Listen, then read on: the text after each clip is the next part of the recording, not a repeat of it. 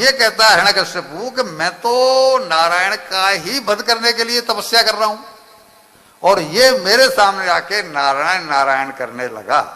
अब वो तोता है तो तोते का क्या बिगाड़ेगा भाई, वो पत्थर मारे तो तोता उड़ जाए और फिर दोबारा बढ़ जाए, फिर नारायण नारायण। उसको लगा कि आज मैं सही समय से नहीं आया हूं, इसका मतलब है कि मैं सही समय से नहीं आया हूं, मुहूर्त खराब है आज का, कल फिर आऊंगा। और छोड़ करके तपस्या चल दिया। कह के गया था पत्नी से कि मैं 10,000 वर्ष तक तपस्या करूंगा और वो शक्ति पा करके लौटूंगा। इसकी पत्नी का नाम है कयाधु। जब ये लौट करके आया तो पत्नी ताज्जुब में पड़ गई। अपने पति के स्वभाव को तो हर पत्नी जानती है ना जी, कोई ऐसी है नहीं जानती हो। बोला इतना अहंकारी व्यक्ति और बिना अपना संकल्प किए पूरा वापस आ गया, क्या बात है। तो पूछा कि भगवान क्या हुआ, आप तो 10,000 वर्ष पीछे लौट के आने वाले थे। तब इसने बताया, अरे क्या करूं, एक तोता आ गया और वो मेरे दुश्मन का नाम लेने लगा, नारायण नारायण। अब यहीं पर उसे क्लू मिल गया, समझो समझो समझो। क्या, इस पापी के मुंह से भगवान का नाम, बस उसे क्लू मिल गया कि अगर मैं 108 बार इसके मुंह से नारायण नाम लेकर के लिवा करके और आज गर्भ धारण कर लूं तो जो बालक पैदा होगा वो भगवान का। क्या सूत्र मिला हमारी बहन बहुओं को, है? गर्भ जब धारण करें तो सात्विक वृत्ति, डिंग डोंग नहीं, उल्टा सीधा चिंतन करके। इशारों में आप मेरी बात का मतलब समझ गई हो। तो उसने वही किया। तो बोला स्वामी वो नारायण के तो ना पे जोड़ देता था कि यण पे जोड़ देता था, मतलब किसी भी तरह से वो चाहती थी कि इसके मुंह से नाम।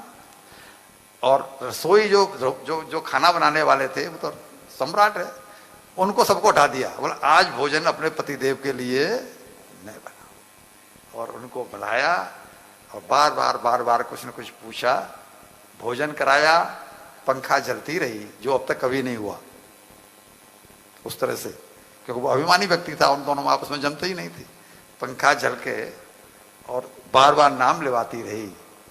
और भोजन जब पूरा हो गया तो दोनों शयन कक्ष में गए और वहां भी उसने वही चर्चा रखी, किस तरह से क्या बोलता था, क्या कहता था, ऐसा है जी वैसा है जी, क्यों बोलता था। और जब देख लिया कि 108 नाम पूरा हो गए तो उसकी अंकशायनी बनी। और प्रहलाद जी जिसकी हम चर्चा कर रहे हैं वो उसी रात में उसके गर्भ में आ गए।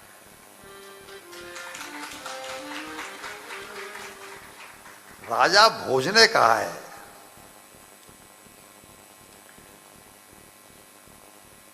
एक बात बताना भूल गया कि ये उसको बार बार प्रशंसा करती रही, क्या कि मैं कितनी धन्य हूं कि मुझे आप जैसा बलवान पति मिला। आप तो ये हैं, आप तो वो हैं, अरे आपका नारायण क्या बिगाड़ लेगा। तो अरे वो नारायण को तो मैं मार दूंगा और नारायण को तो मैं ये कर दूंगा, मतलब कुल मिला करके उसने जो बहाने बनाए। तो इसने प्रशंसा की हिरण्यकश्यपु की, तो प्रशंसा करने से वो फुलफुलाता रहा और नारायण नारायण बोलता रहा। कालिदास का नाम आपने सुना होगा। तो राजा भोज ने पूछा कालिदास से कि भाई संसार में सबसे मीठी चीज कौन सी है। क्या जवाब दिया बेटा? चीनी। संसार में सबसे मीठी चीज कौन सी है? चीनी नहीं। क्या? प्रशंसा। संसार में सबसे मीठी चीज है, किसी की भी प्रशंसा कर दो वो खुश। एक बार एक भिखारी एक सेठानी के यहां गया उस सेठानी के जाके उसने भिक्षा मांगी। उस सेठानी का नाम था हेमलता।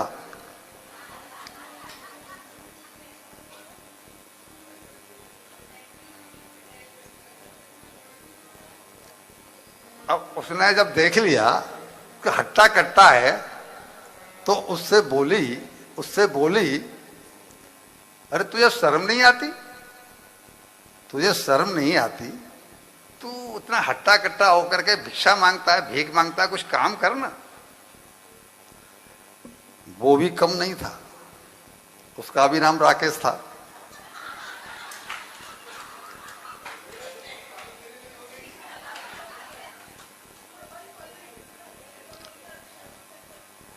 तो वो बोला कि मैडम देखने में तो आप भी किसी ऐश्वर्या राय से कम नजर नहीं लगते, तो आपको ये झाड़ू पोंछा करते हुए नहीं आती? अब तो सेठानी खुश हो गई और बोली रुक जा, बैठ यहां बैठ, मैं तेरे लिए अभी पिज्जा और बर्गर ऑनलाइन ऑर्डर। प्रशंसा में बड़ी